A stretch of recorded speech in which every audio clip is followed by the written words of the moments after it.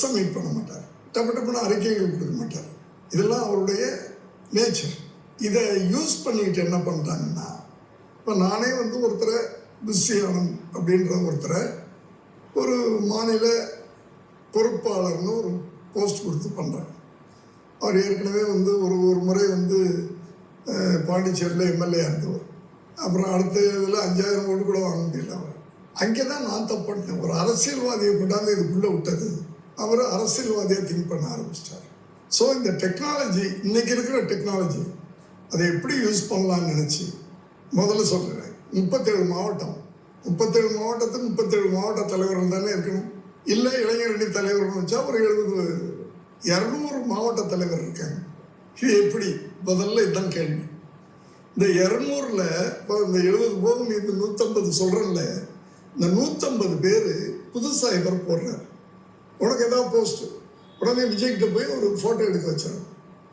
விஜய்கிட்ட ஃபோட்டோ எடுத்தாச்சு.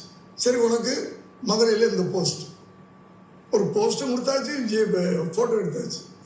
ஸோ நான் சொல்கிறதெல்லாம் நீ செய்யணும் இப்படின்னு ஒரு குரூப்பை ஃபார்ம் பண்ணிட்டு, ஒரு ஆன்லைன் குரூப், ஒரு ட்விட்டர் குரூப்னு வச்சுக்கோங்க. அந்த குரூப்பில் விஜயும் இருக்கார். விஜய்க்கு வெளியே நடக்கிறதே தெரியாத ஒரு இரும்பு கூட்டுக்குள்ள கொண்டு வச்சுட்டாங்க.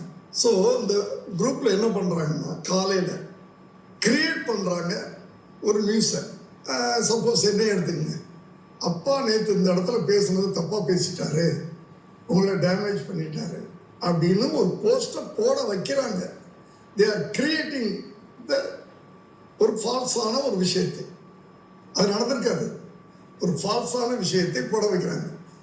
ஒருத்தன் போடுறான்னா, காலையிலேருந்து சாயந்தரத்துக்குள்ள இந்த 100 பேரை வச்சு அதை வந்து திருப்பி திருப்பி ஷேர் பண்ணுறது, ட்வீட் பண்ணுறது, லைக் பண்ண வைக்கிறது, இப்படி பண்ணுறாரு.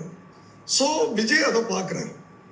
ஒரு பொய் 10 தடவை சொன்னாவே உண்மையாயிடும். 50 தடவை சொல்கிறானுங்க, 100 தடவை சொல்கிறானுங்க ஒருத்தன். ஸோ அங்கே ஒரு பொய் உண்மையாக்கப்படுகிறது.